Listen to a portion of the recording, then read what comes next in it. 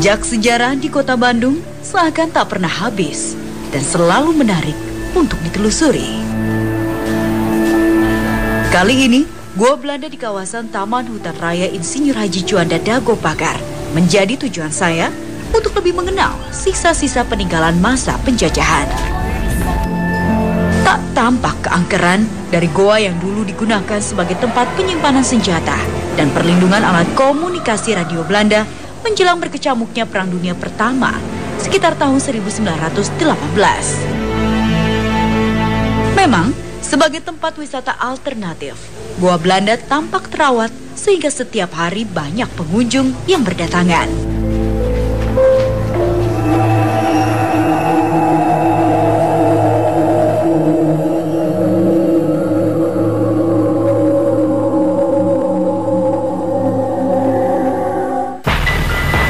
Ditemani Ica, sahabat saya, kami tertarik untuk menguak kisah di balik Goa Belanda yang belum banyak terungkap, tentu karena sejarahnya yang begitu panjang. Kota Bandung menyimpan sejumlah situs peninggalan sejarah. Salah satunya adalah Goa Belanda yang menjadi saksi bisu dari masa penjajahan kolonial Belanda hingga kependudukan Jepang. Bersama saya Nisha, Sylvia, dan Marisa akan mencoba menguak sejarah di balik situs ini. Gimana, Cak? Kamu udah siap belum? Insya Allah siap, karena kebetulan saya juga belum pernah masuk ke Goa Belanda ini. Yaudah, kalau gitu kita langsung masuk ya. Yuk.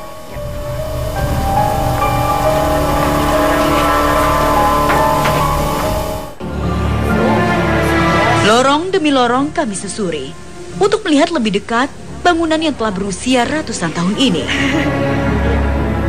Tembok Goa Belanda masih tampak sangat kokoh, sebagai bukti bahwa fungsi perlindungan sangat diutamakan saat awal pembangunannya. Namun, meski selintas tempat ini tidak menampakkan sesuatu yang ganjil, namun karena usia bangunan yang cukup tua, maka banyak peristiwa mengenaskan terjadi yang telah terekam dan menjadi saksi bisu masa-masa penjajahan hingga kemerdekaan. Konon ada cerita, saat pembangunan gua ini, banyak warga pribumi yang meninggal karena menjadi korban kerja paksa. Juga santer terdengar, salah satu ruang di dalam gua ini pernah digunakan sebagai tempat penyiksaan tahanan.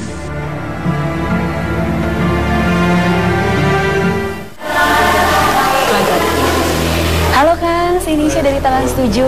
Untuk mengkonfirmasi kebenaran hal itu, kami bertemu dengan Pak Ridwan yang akan menjelaskan awal mula bangunan Goa Belanda ini. Sebagai goa memang bentuknya lebih condong seperti bangunan tempo dulu ya Kang, karena masih rapi sekali di sini goanya. Yang pengen saya tanyakan, sejarah dari Goa Belanda ini tempo dulunya bagaimana Kang?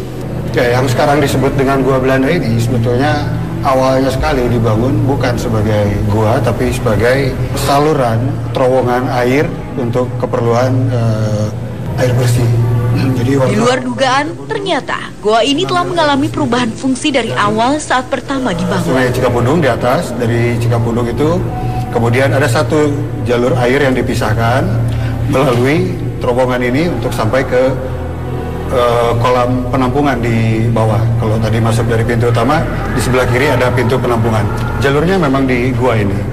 Kalau menjadi gua seperti semacam apa yang namanya gua militer itu baru sekitar tahun 1918. Nah, Kang, ini kan sebelumnya ini adalah saluran air. Jadi sebelum menjadi bangunan seperti ini, saluran airnya itu berbentuk seperti apa? Hanya satu jalur terowongan pakai apa ya, kayak saluran besar, gorong-gorong, tapi ukurannya cukup besar dan itu hanya lurus saja. Sebetulnya yang terowongan itu yang jalur ini, yang panjang ini. Oh, jadi hanya satu jalur? Iya, satu jalur saja dari arah sebelah utara ke selatan, hanya satu jalur. Yang tempat kita berdiri sekarang ini, itu yang untuk keperluan militer yang dibangun tahun 1918. Ada pertanyaan yang sedari tadi ingin saya ajukan seputar kisah tentang kebenaran adanya ruang penyiksaan tahanan. Catatan yang spesifik mungkin nggak ada, tapi kalau dari catatan yang pernah saya bikin untuk keperluan di Tahuras ini, hanya disebutkan di situ ada 6 jalur ini di antara 2 lorong utama tadi, jalur air, jalur logistik, ada 6 lorong. Di sebelah sini ke sebelah sana ada 9 lorong lain dan ada satu ruangan yang namanya ruang interogasi. Sedikit demi sedikit terjawab rasa penasaran saya. Yang ditangkap di ruangan itu diinterogasi. Kini kami lanjutkan untuk melihat tempat terakhir penampungan air yang sampai sekarang masih tetap difungsikan. Ya, kolamnya sih itu. Ya, ada di sebelah kita kolamnya. Ini saluran airnya. Jadi saluran air yang dipotong atau yang dialihkan dari Cikapundung kemudian melewati Gua Belanda itu mengalir lewat kanal ini.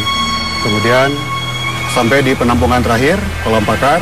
Dari sini jalurnya nanti dibagi dua, satu untuk keperluan PLN, satu untuk keperluan PDAM. Jadi ini yang namanya Kolam Pakar. Zaman kolonial Belanda sudah ada? Dari zaman Belanda memang sudah dibikin begini. Jadi kita lihat datang dulu, Pak. Ayo silakan dilihat nanti.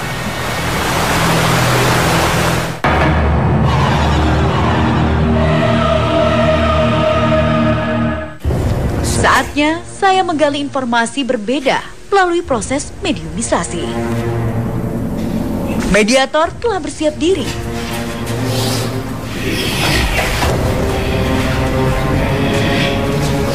Tak perlu waktu lama, mediator telah dikuasai kekuatan lain.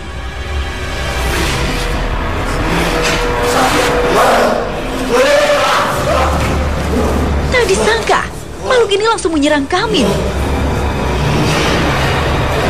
Nampaknya makhluk yang masuk ke tubuh mediator ini sulit sekali dikendalikan oleh Kang Ridwan dan...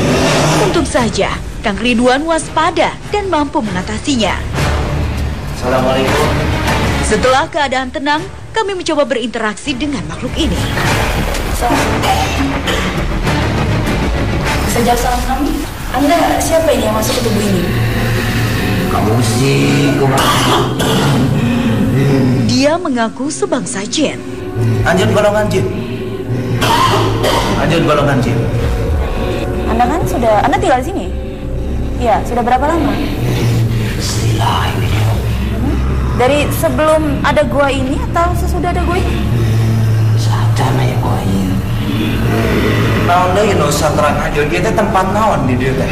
Disiksa. Bangsa anjeun di dieu. Disiksa kunaon mah nya teu bobogoh disiksa? Gawekeun di dieu. Kusaha digawekeun anak? Ku bangsa mana? Itu mereka disiksanya dengan caranya seperti apa sih? Dipecut. Dicam-cam. Di tengah proses mediumisasi, lagi-lagi makhluk ini hilang kendali dan mencoba lari ke arah lain.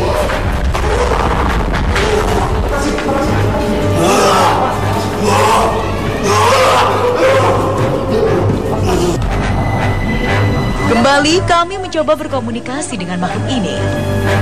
Itu yang tempat disiksanya itu di sebelah mana sih memangnya? Ya, ini tempat ini selain dijadikan tempat untuk disiksa, dijadikan tempat apa lagi? Penyumputan. Penyumputan dari apa? Bisa serangan bangsa lain oge. Kunaon make nyumput di dieu? Nah kondisina atau kanyataana keur kumaha bangsa-bangsa maraneh peperangan. Kalau Anda ini selama tinggal di sini tugasnya ngapain memang? Naon tugas anjeun? Saat kami akan mengakhiri proses mediumisasi, tiba-tiba terdengar suara mengerang dari bagian lorong yang lain.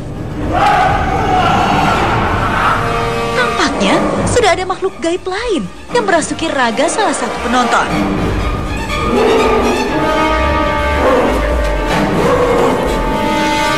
Keadaan mulai tak terkendali. Ada apa ini? Tetap di dua dunia.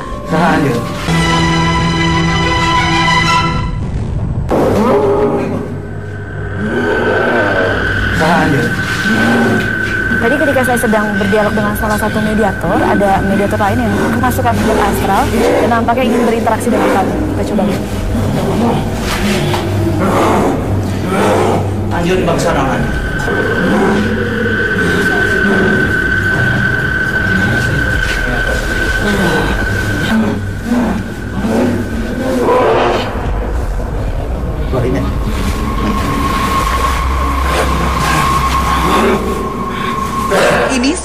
dikendalikan dan tidak bisa diajak berkomunikasi.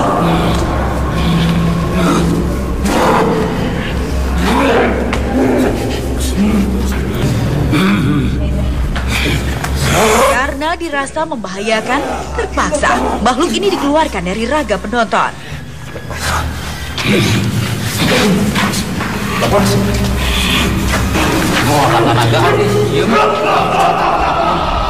Kembali, kami dikejutkan oleh suara tertawa yang terdengar menggema di bagian lain dari lorong ini. Kondisi nampaknya makin sulit terkendali oleh kami karena makin banyak makhluk astral yang masuk ke tubuh mediator kami. Ada satu mediator yang telah dikendalikan kekuatan lain. Assalamualaikum.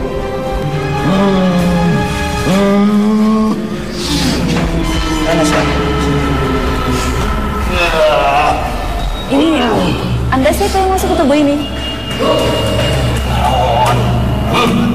Anda memang tinggal di sini atau dari luar? Tinggal di sini? Kali ini, interaksi lebih mudah kami lakukan dengan makhluk yang telah memasuki tubuh mediator. Saha bangsa bule? Ya, bangsa dengan yang bisa batik pae. Berbagai pertanyaan pun langsung kami ajukan. Kumaha pae teh kumaha carana? Lah alaman ieu dah gawe. Kalau teu budak kita gawe naon? Yang tempat teh semoga getih kepahe. Maksudnya Anda mengatakan seperti itu bagaimana? Ulah mangan saukur nyaksian. Nyaksian naon? Bodona jelema bangsa manusia usarakahna. Paehna kunaon? Rupa-rupa. Iya, apa aja itu? Bagaimana caranya? Paehna aja teh kumaha? Dipencit mah, geus pupuh kalaparan mah. Terus eta teh nu pararaeh dipencit di kitu di kieu teh dikamanakeun teh dikubur atuh. Aya dipiceun, agawir. Itu prosesnya di sebelah mana? Ada ruang khusus untuk melakukan aya tukang itu. Balau hanyir. Iya. Ketika ini dijadikan tempat wisata, apa bangsa Anda merasa terganggu? merasa terganggu bagaimana? Merasa musik, agak musik. Dirasa cukup informasi yang diberikan, makhluk ini berpamitan pulang.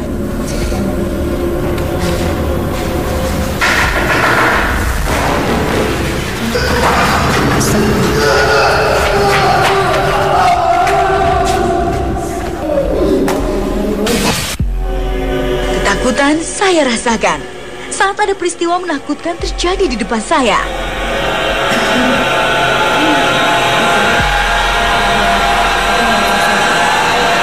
Penampakan sesosok bayangan dan cahaya menyilaukan hadir secara kasat mata.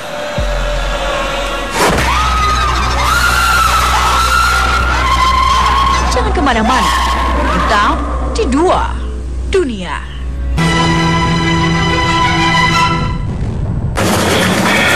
Karena kehadiran makhluk gaib yang merasuk secara mendadak, maka Kang Rahmat harus segera melukis keduanya dalam waktu yang bersamaan.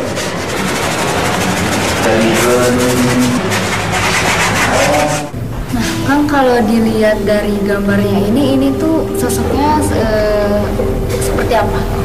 Jadi saya lanjutkan untuk mengkonfirmasi wujud sebenarnya dari makhluk-makhluk tersebut. Sesosok genderuwo.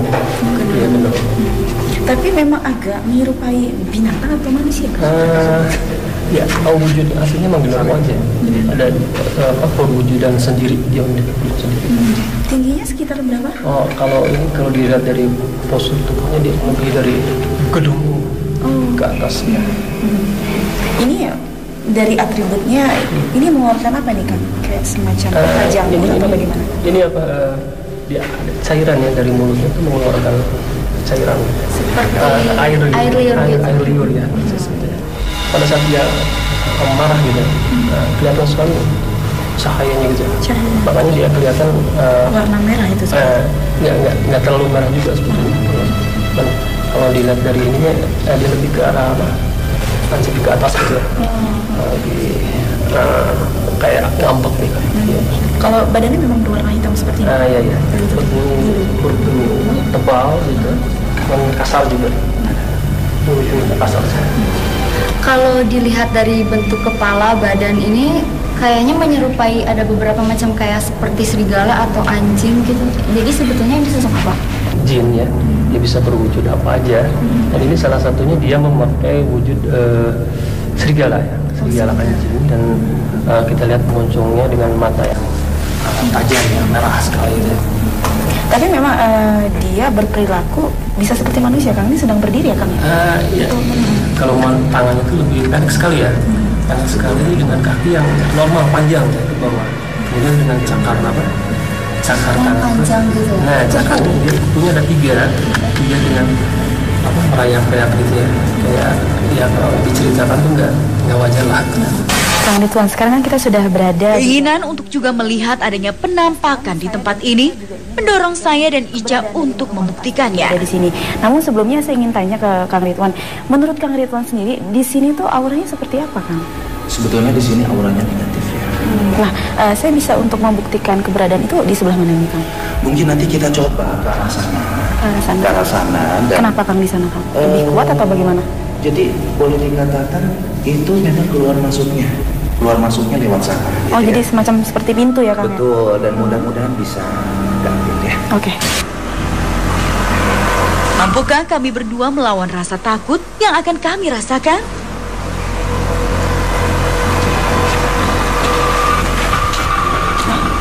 Seriously? Kamu ngeliat? Oke. Iya. Aku ngeliat sosok perempuan. Ya. Makin jelas. Cobaan pertama berhasil kami berdua lalui. Tadi ada kelihatan, lihat kan?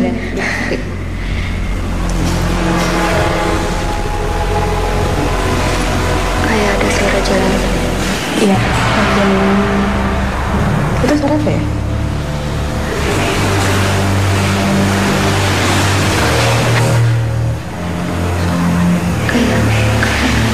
Kayak ngelempar batu gitu. Masih adakah gangguan lain yang akan kami saksikan?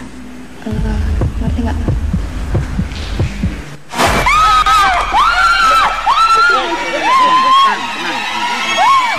Nggak apa-apa. Kali ini kami tak sanggup menghadapinya.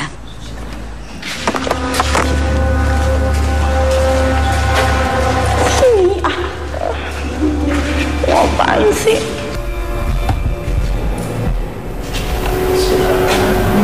Ternyata ada benda pusaka yang diberikan makhluk gaib kepada kami. Benda apakah itu?